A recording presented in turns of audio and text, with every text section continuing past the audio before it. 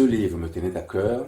Il traite en réalité des relations qui lient l'Afrique à la France, des relations en réalité qui ne sont pas très bonnes et qui malheureusement ne sont apprises de nulle part, qui sont frappées du sceau de la confidentialité pour des raisons que j'ai trouvées et que j'ai essayé de développer dans mon livre de 472 pages avec 18 chapitres. Je me rends compte qu'aujourd'hui que les Africains en ont assez et réclament à la France un changement.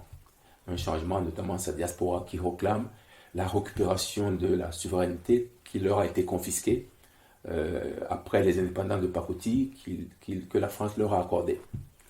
Donc j'ai pris ma plume pour essayer d'attirer l'attention de la France, si je peux me permettre, et pour dénoncer bien évidemment cette politique désastreuse parce qu'elle pille l'Afrique et affame les Africains.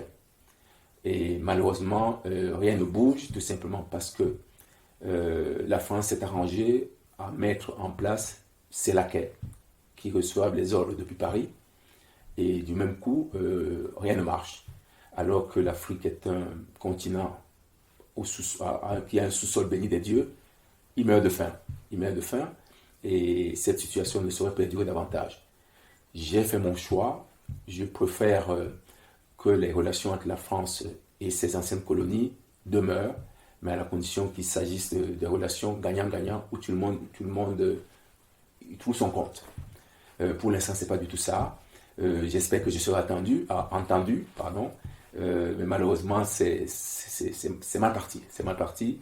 J'ignore jusqu'où ça ira, mais le torchon brûle, comme on dit, entre les Africains, notamment la diaspora, et la France.